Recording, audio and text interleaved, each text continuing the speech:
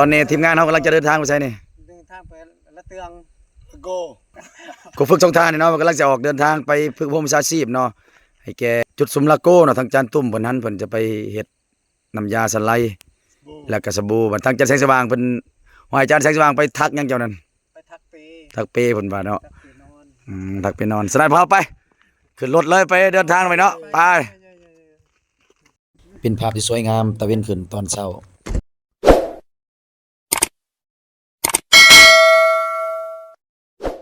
ถือว่าเดินทางมาฮอดแล้วเนาะถือว่าเอาอุปกรณ์ลงอุปกรณ์ที่จะเกียมสารเปเนาะกลุ่มป่าไม้เขาก็อยู่บ้านละเตืองเนาะปลายซนกำลังหลังไหลกันกำลังเข้ามาเนาะเพื่อมาฝึกอบรม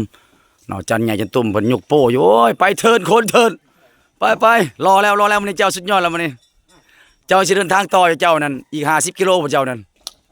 จันเราเพิ่นก็มื้อนี้รับผิดชอบอยู่นี่แหละเพิ่นเป็นทั้งแม่ครัวเป็นทั้งครูฝึกได้เพิ่นมื้อนี้ได้รับผิดชอบภาคเด็กน้อยเด้อผู้หนึ่งเด้อผมยังบ่ได้ปรุงหักงูอย่าขาดแล้วอาจารย์ใหญ่เฮานั่นอาจารย์แสงสว่างนั่นเนาะเพิ่นก็อยู่นี่แหละเด้กำลังกาเกียมอยู่นี่กำลังขนอุปกรณ์อยู่นี่อันนั้นเป็นกลุ่มป่าไม้เนาะถือว่าเป็นพ่อแม่ประชาชนอยู่บ้านละเตืองเนาะเพิ่นกำลังจะมาฝึกอบรมเกี่ยวกับวิชาชีพในการสานเปกำลังจะเข้าไปที่ห้องประชุมรอถ่าทางคณะประธานเขาจะเข้ามาเปิดแล้ว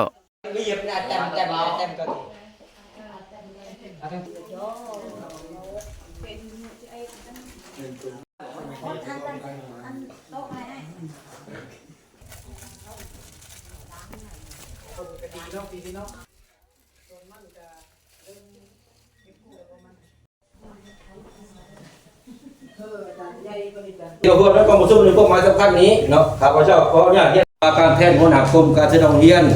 ก็ให้เกียรติกับร่วมขอสุดเลยทานนั่งโบแก้วเดี่ยวภาวันข้อมูลประเด็นที่การกีฬาแกวนชาติเขตก็ให้เกียรติกับร่วมขอสุดเลยทานข้ามเพชรเจ็บบัวเฮืองพ่อหัวหน้าการศึกษาการกีฬาเมืองเซโปนก็ให้เกียรติกับร่วมขอสุดเลยนะ